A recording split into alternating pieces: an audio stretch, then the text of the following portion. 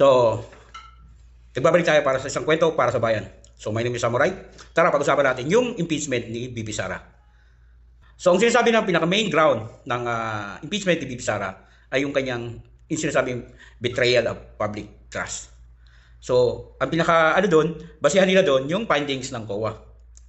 Di ba? Findings ng COA. Yung sinasabi lang 125 billions na spent lang in 11 days. So, pinaliwanag na yun kung ano. At yung kanyang DepEd confidential fund. Lahat yun, na-liquidate niya. At dun nga sa, nagbigay pa ng unmodified opinion, yung COA. So, ibig sabihin, walang problema si VP Sara sa paggasta ng kanyang confidential fund. Di ba? So, kahit na meron siyang unliquidated cash, kagaya yung sinasabi ni Atty. Rowena Guanzon, hindi pa rin ibig sabihin nun na ninakaw mo yun. Di ba? Kasi, pwede mo pa namang ibalik yun. Pwede mo pang ibalik yun kung meron kang unliquidated cash. At ipag-uutos ng COA yung mismo na ibalik mo. Pero sa kanya, na-liquidate niya lahat. So, ano magiging ground ng HOR kung ang pagbabasihan ng impeachment ni VP Sara yung findings ng COA? So, ibig sabihin, doon sa reklamo ng impeachment ni VP Sara, wala talaga silang ebidensya. Wala talaga silang patunay. Lahat yun, kwento lang at fabricated. Kaya ngayon, ang ginagawa nila, nagpi-fishing expedition sila. Baka lang makabingwit sila ng proof o patunay para ma-impeach si VP Sara. Can you imagine? Gusto nilang isubpina yung mga bangko na ang bangko mismo ay protected ng bank secrecy law. Di ba? Sila yung nag-aakusa sa impeachment, pero sila mismo walang patunay na ebidensya na direktang may ginawang betrayal of public trust si VP Sara. Can you imagine that? Tapos ngayon, plano pa nilang isubpina yung mismong lawyer ni VP Sara. Di ba? Saan ka naman nakakita ng ganun? Sinabi na nga ni Atty. Respicio yan na merong parang pinagbabawal yan. Kumbaga nasa code of na bawal yang ginagawa mo. Can you imagine? So bakit nila ginagawa yan? Binibend nila yung batas para lang sa kagustuhan nilang manatili sa pwesto after 2028 at mawala si VP Sara pagdating ng 2028. Yung tipong hindi siya pwedeng kumandidato. Kasi natatakot sila ngayon na baka balikan sila sa mga pinaggagawa nila sa bansa natin. Di ba? Can you imagine kung itong mga to, kung itong mga nasa HOR na to, kung patas to, marami tayong mga national agency na may malalaking unliquidated cash involved. Billions of peso, hindi milyon billions of peso.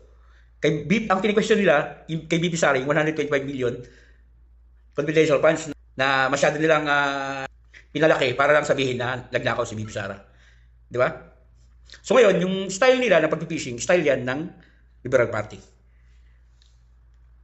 Di ba? Style yan. Fishing expedition yan. Wala talaga silang proof.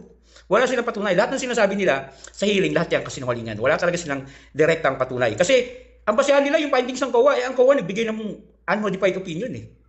At wala naman sinabi ang COA na meron siyang unliquidated cash. Di ba?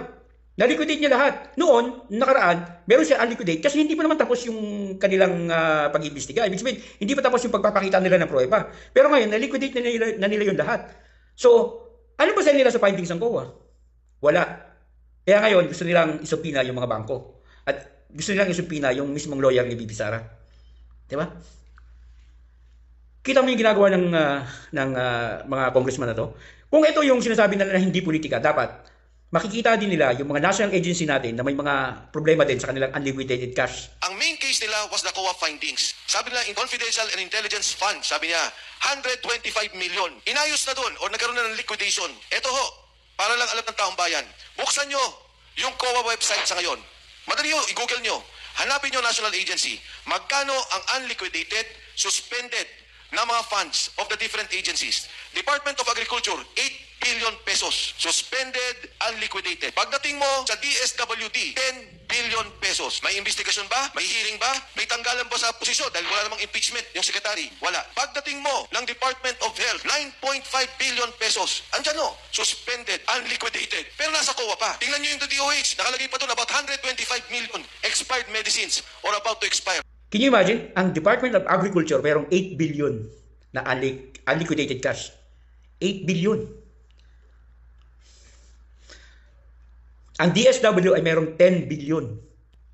Tapos ang DOH merong 9.5 billion. Kasama na dyan yung nabubulok na mga gamot. Can you imagine? Kung talagang patas ng mga to, ang una-una nila makikita, yung mga, yun, ang lalaki ng mga unliquidated cash nun eh. Billion-billion yun eh. Pero bakit walang investigasyon? Bakit walang, nakukulong? Bakit walang sinasampa ng kaso? Kasi ang totoo, hindi naman talaga yun ang habol nila, yung katotohanan. Ang habol nila ay ma-impeach si VP Sara para pagdating ng 2028, wala silang kalaban at para manatili sila sa pwesto para hindi nila mapanagutan yung ginagawa nila sa kaban ng bayan. Lalong-lalo na yung mga sangkot sa flood control. Ganun lang kasimple yun kung bakit nila ginagawa yan. Takot sila dahil panigurado, kapag si VP Sara ang mananalo, lahat yan sila may pananagutan. Lahat yan sila kulong. Kaya ganyan ang ginagawa nila. Can you imagine, ito si Luistro, meron ng kaso yan, pinailan na ng kaso sa ombudsman. Sa mga project niya sa kanyang distrito.